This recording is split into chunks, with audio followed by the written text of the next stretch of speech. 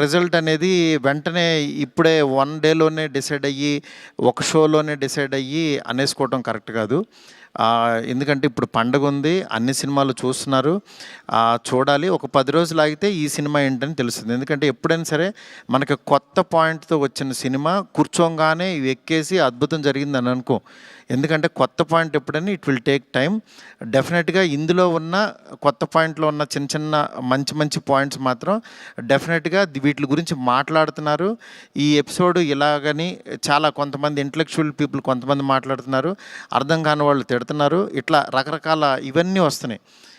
ఇట్లాంటి దాంట్లో అప్పుడే మాత్రం డిసైడ్ చేయొద్దు దయచేసి. రిజల్ట్ కొంచెం వెయిట్ చేయండి, ఓపికగా చూడండి. నిజంగా ప్రభాస్ గారి అభిమానులు కొంతమంది అంటే అందరూ యాక్చువల్గా డిసప్పాయింట్ అవ్వలేదు, కానీ సాటిస్ఫై అవ్వలేదు.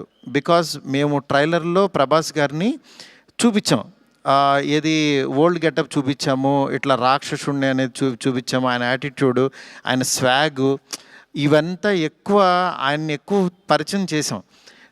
థియేటర్లోకి వచ్చినప్పుడు మాత్రం జర్కీగా ఆయనేరని వెతుక్కునే ప్రాసెస్లో మేము చూపించే కథని బ్రెయిన్కి ఎక్కించుకోలేకపోయారు కొంచెం ఆ డిసప్పాయింట్మెంట్లో.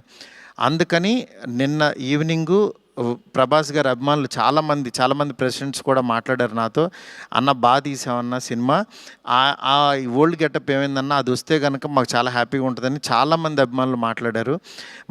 అందుకని వాళ్ళని దృష్టిలో పెట్టుకుని నిన్న ఈవినింగ్ కూర్చుని సెకండ్ హాఫ్ ఇంకొంచెం షార్ప్ చేసి ప్రభాస్ గారి ఓల్డ్ గెటప్ని ఈరోజు ఈవినింగ్ నాకు తెలిసి 6 o'clock షో నుంచి చూపించడానికి విశ్వ గారు కాల్ తీసుకుని పెట్టాము. ఆయన ఎపిసోడు డెఫినెట్గా మైండ్ బ్లోయింగ్ ఉంటుంది.